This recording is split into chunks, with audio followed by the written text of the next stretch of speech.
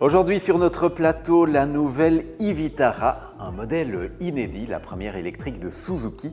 Et contrairement à ce qu'on a pu lire, il ne s'agit pas du clone de la Toyota Urban Cruiser, mais bien de sa base. Ceci n'est donc pas la copie, mais l'original.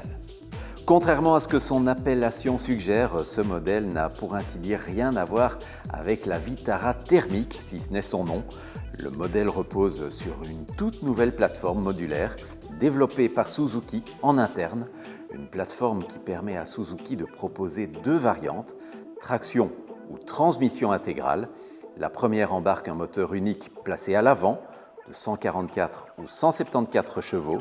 La seconde reçoit deux moteurs, un sur chaque essieu pour une puissance combinée de 184 chevaux et plus de 300 Nm.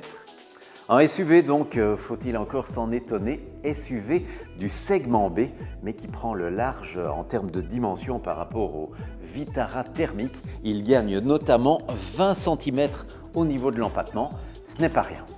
Ça lui permet d'aller titiller de solides concurrents comme la Hyundai Kona ou encore la Kia EV3. Cela permet aussi de libérer beaucoup d'espace dans l'habitacle, notamment à l'arrière.